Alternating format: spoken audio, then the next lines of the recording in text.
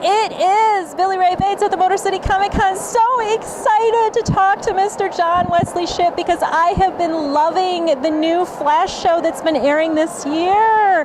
How have you been doing with that? How do you love it? I mean, how much has it been great for you and your life? And it's really interesting to revisit a project. You know, Mark Hamill and I were talking about that when he came back to do the Trickster. Yes. He was saying, you know, how often do you get a chance to revisit a character or a project that you thought you would never get to revisit again? And I've gotten to do that twice, voicing Batman the Brave and the Bold, Professor Zoom with Dietrich Bader, and then now, of course, playing Henry Allen.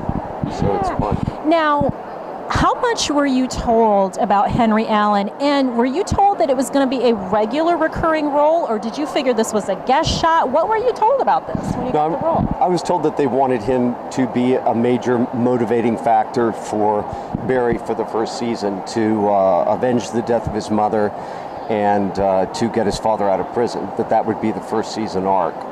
And that it would not be a cameo, so to speak, but a standalone character. When I found out how Jeff Johns had blown up the Allen family, you know, that Henry was wrongfully convicted of killing Nora in front of a 10-year-old Barry, I thought that is the role that I would want if they want me to be involved, and that's the one they offered. So.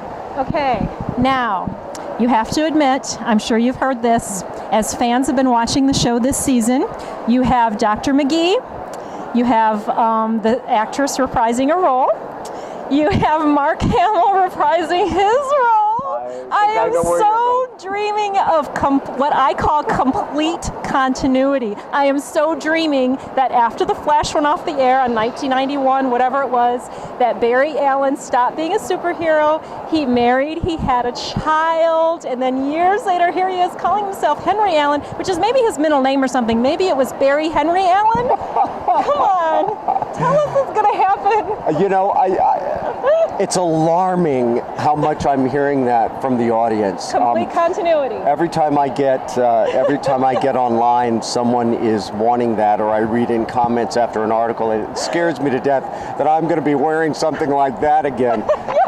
I tell people the only suit I want right now is the prison suit, because it's a lot cooler, a lot easier. It's very noble, too. You're actually serving a sentence for a crime that you didn't commit, that I didn't commit, which is a wonderful conflicted relationship with Barry, with Grant's Barry, you know. Okay. Talk about those costumes then, because we are looking at the original Flash costume.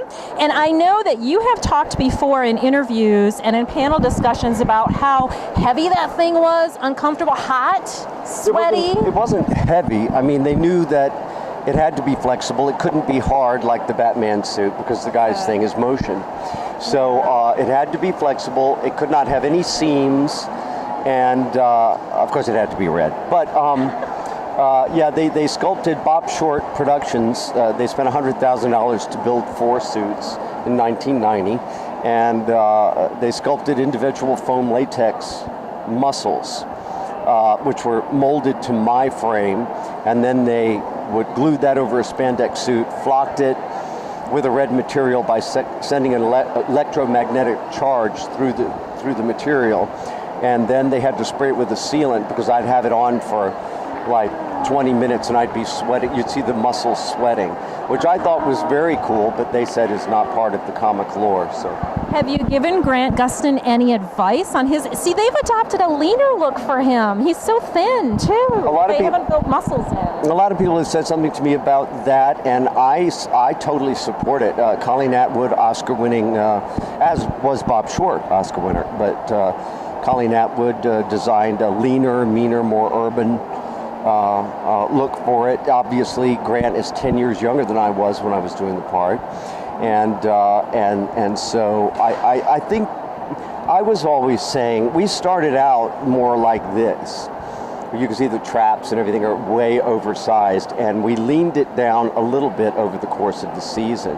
My contention was that, again, his thing is speed. It makes sense for him to be more aerodynamic. Yes. You know, there had to be changes. They couldn't just redo what had already been done. So they're still experimenting with the suit. A new version of that suit came out several episodes ago. They brightened up the colors, changed the colors slightly since, where is that picture?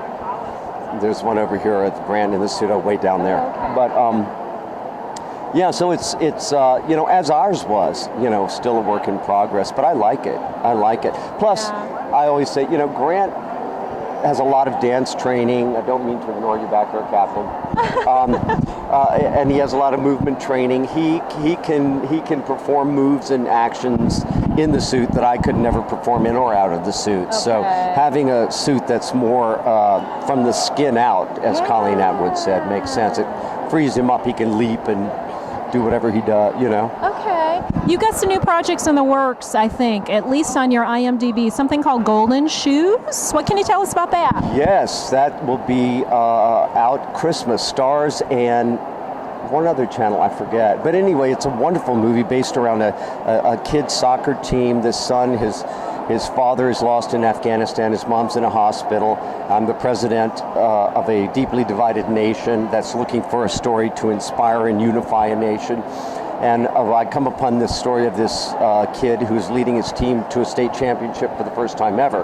And I commissioned my people to find his father in Afghanistan and have him at the championship game to bring, you know, bring the mother home from the hospital to be at the game. And it has Eric Roberts, Vivica Fox, John Rhys Davies, Montel Williams. Okay, great. It's a good project. Also, I want to put in a pitch for, I just did a radio drama called Powder Burns. A radio drama, they still do those, huh? In which, well, this is a sort of a recreation of that form. Cool. The world is full of reboots, but it's called Powder Burns, where justice is blind, and I play a blind sheriff. So actually, we're seeing the Old West through the eyes of a blind sheriff. Wow. And it's radio, so you can't see, you know, so you're actually seeing it as he sees it through his imagination. And that's on my Facebook page, and there's Kickstarter projects, and you can also see it on Twitter. Its first episode is running on iTunes at the moment. Okay, and I think I saw something called Sensory Perception. Sensory Perception is a film that I did with John Savage and Corbin Burnson, Amanda Pays' husband. Wonderful. Although we weren't in a scene together, and that's in post-production. Also, The Sector, Josh Ridgway, a filmmaker from Texas, a film with Lance Henriksen and Richard Tyson and Kayla Carlisle, and that's just about to start to be distributed right around the time of San Diego Comic-Con. Cool. Okay, now Cap back there, you're also a fan of Flash. What question do you have for Mr. John Wesley Shipp? Now, back in 1991, you were the only superhero on TV. How do you think it would have done now with your version of Flash, with the way the market is saturated with superheroes? Well, I'll tell you, it was delightful to see a show and to be a part of a superhero enterprise that doesn't have to struggle quite so hard to hit your audience, that your audience is already there. I've said many times when we all went to San Diego last year and 180,000 people took over the town and we premiered our pilot in Hall H in front of 7,000 people, Jesse Martin was like, I can't even believe this. We haven't even been on the air yet and we're getting all of this love. Well, that's the difference between now and then. Then, when I went to San Diego Comic-Con, I went through it in 4 hours, signed a half dozen autographs, and that was that. Now it's exploded into mainstream consciousness. I like to think that people are correct when they say that what they're calling the original Flash TV show had something to do with that evolving new sensibility around comics. Well, I know I never missed an episode. Well, thanks. Even when George H.W. Bush threw up in Japan and they cut to live to Japan to a state dinner, we were preempted for baseball. We were preempted for the first Iraq War. They moved our nights. I remember that well, trying to find your show. Yeah, but it's all out. All 22 episodes are out now on DVD. So. That was my big question for him. Yeah. Well, I want to thank you so much. It's so wonderful to talk to you. You're welcome. Thank you. And much success on Flash. I want to see you for years and years on Flash and out of prison. How do you feel about that, out Fran? of prison. Yes. Years and years in the suit. And remember that whole complete continuity thing. Type character, the original Flash. that you were talking. I'm hearing that more and more. It's scaring me, but we'll see what happens. You never, no telling. When you put Andrew Kreisberg, Greg Berlanti, David Nutter, and Jeff Johns together, there's no telling what they're going to come up with. It's good, but it's going to be awesome. And I cannot wait for people to see Tuesday night. It is some of the most remarkable television viewing, particularly the last 10 minutes of that season finale. I can't wait to see the internet blow up. So what's going to happen? Yeah. So what's going to happen is, and that's all I. They are really producing great stuff. I've been loving Arrow. I love the looks of the new show that they're doing in the fall. Oh, so yeah. it's going to be great. Yeah. So, thank you. Supergirl, Legends of Tomorrow. Oh, yep. They are riding the crest of the wave. Absolutely. Okay, well, thank you again.